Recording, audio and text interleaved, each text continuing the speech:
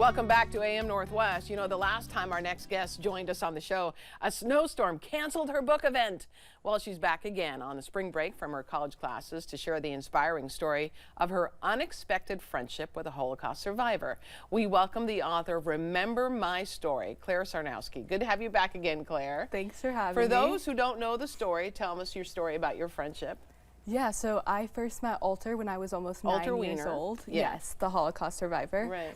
And I was fortunate enough to, after hearing his presentation, be able to spend extra time chatting with him, and that led into a 5-year friendship that lasted until his unexpected death in 2018. Wow. And how did you figure out, how did that friendship grow? You just kept getting together with him or wanting to know more?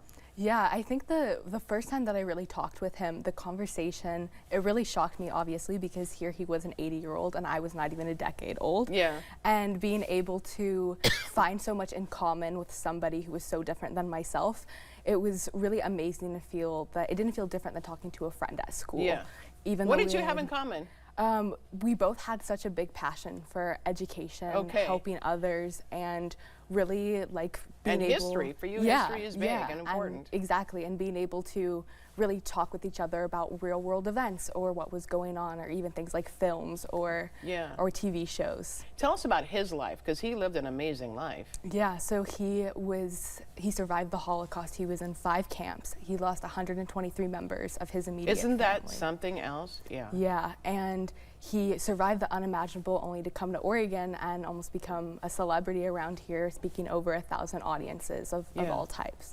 And you wanted to make sure that all children learned about the Holocaust. Now, I would think that it would be just a natural thing that all kids do learn, but that's not necessarily the case. No, and when I first got started in researching what the legislation was here in Oregon and my own school district in Lake Oswego and just nationwide, the curriculum when it comes to Holocaust education or history in general is all over the place. Mm-hmm.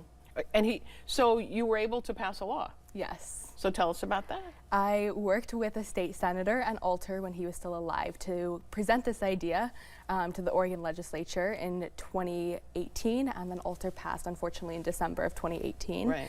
And I worked on the back end, really getting support, getting media attention, getting people to go down to Salem and testify, and I testified myself at every hearing, and really having people show their support. And then the bill was unanimously passed by both the House and the Senate. Wow. And signed into law in July of 2019. I feel like it's even more important now, more than ever, with the rise in anti-Semitism, don't you? Yes. Yeah, absolutely. And have you gotten a response from kids, because your book is in schools now, right? Are you getting any response from the children who have read it? I spoke yesterday actually to my middle school, and it was a really full circle moment to Lake Ridge Middle School in Lake Oswego, and being able to see the kids feel excited that there's a book that is a real story that shows representation of someone their age making change. And that's what I really set out to do. There aren't many books that are geared towards young students or young people who see themselves and people who are making a difference. It doesn't have to be a law, but following and enacting a change that they are passionate about. And it's amazing seeing students feel so excited that they feel seen and that their voices are heard by people around them. And do you think that it also fosters an interest in history?